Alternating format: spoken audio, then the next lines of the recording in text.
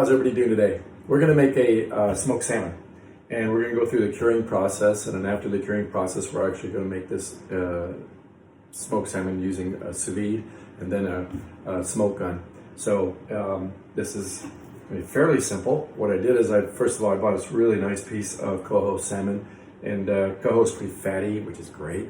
And this is skin on, and it has all the pin bones are already removed.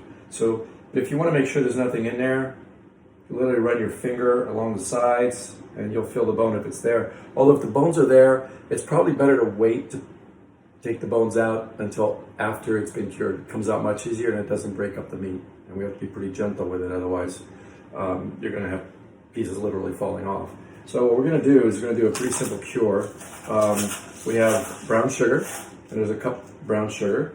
And then we're going to put about a third, maybe a little less than that, third cup of coarse kosher salt. Mix that up. We're going to have about 2 tablespoons of dill down in there. And I'm going to put 1 tablespoon of black pepper.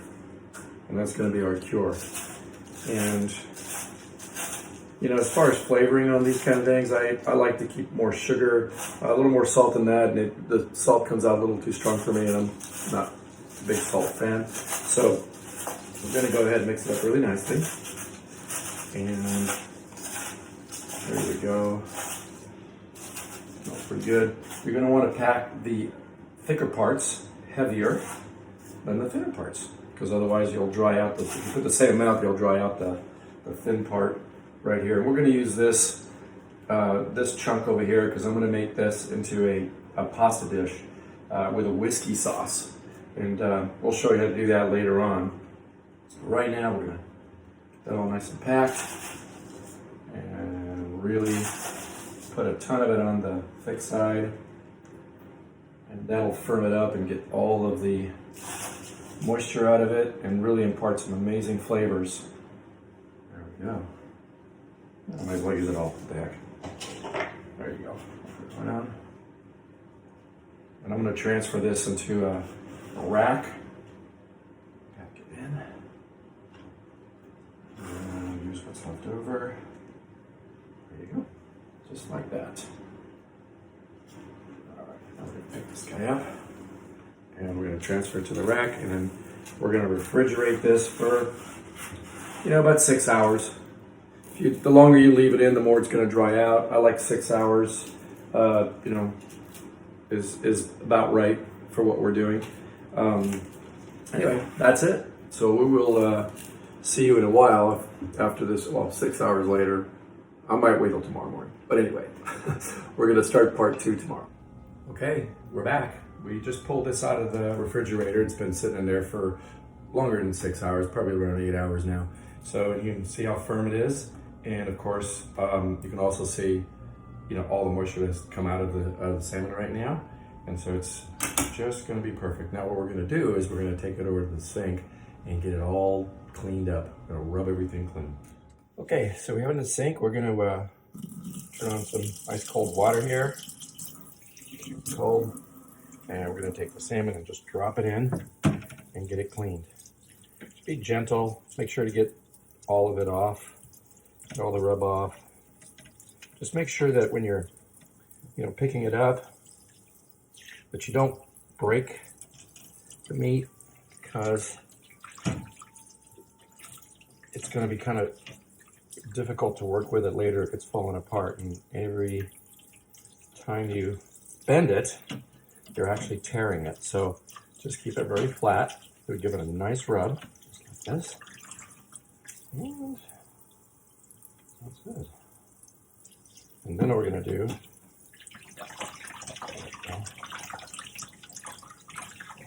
balance the water, and we're going to pat it dry.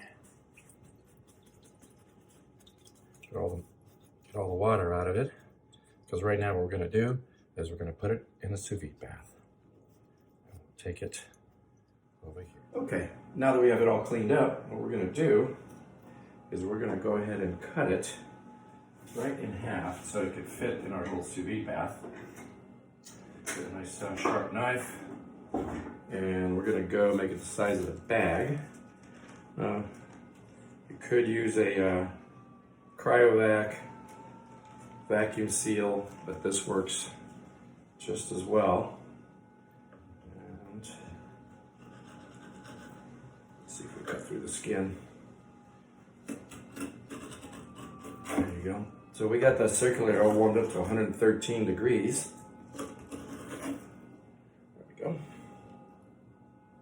There. And it's going to be in there for 45 minutes. That's all it needs at 113 degrees. Although, after it reaches temperature, we can probably leave it there for an hour. You know, a little longer than that, it's not going to hurt it. Just as long as it reaches that internal temperature of 113 degrees. There we go. It's going to be fairly simple. We're going to put it in and get as much air as possible out of it, so there's good contact. Oh, there's one. And then what we're going to do is we're going to take these little clips that I got at Staples, plug it in, and next piece.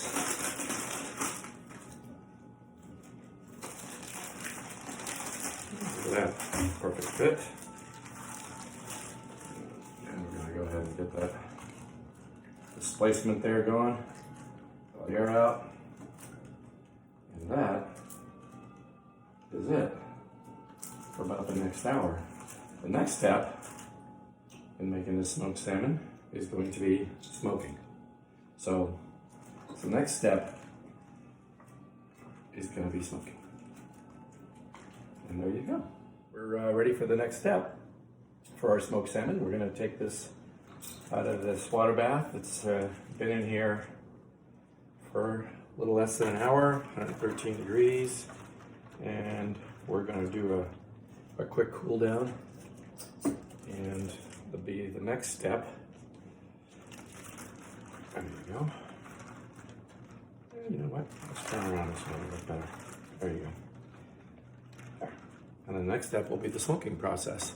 So it's fairly simple. It's just 4 different steps to get it to where we want to, and it's going to be great. Really is. Okay. Well, we've taken the salmon out of the water bath, little bag here, and we're going to put it in this pan here, and we're going to smoke it. So first, be very, very gentle. Again, we don't want to break it up. And then we're going to dry it up a little bit.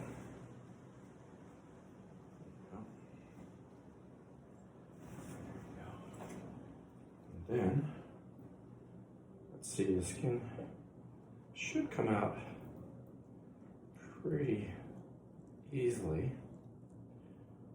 Let's see here. It's finding me a little more than usual. So, flip it over this way. There you go. Beautiful. Now we're going to lay it down here gently. And I stress the gently part because I've had this thing fall apart on me. And then we're going to wrap it nice and tight.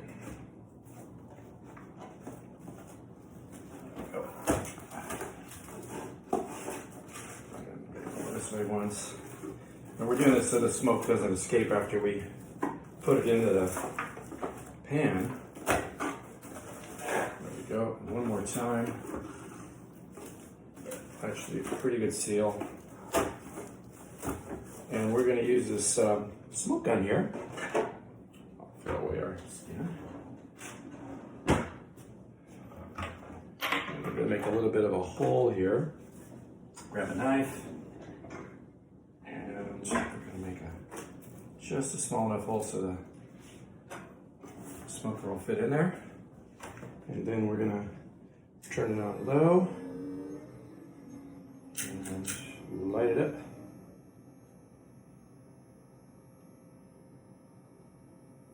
Let's see. Should be starting. There it is. Look at all that smoke coming out.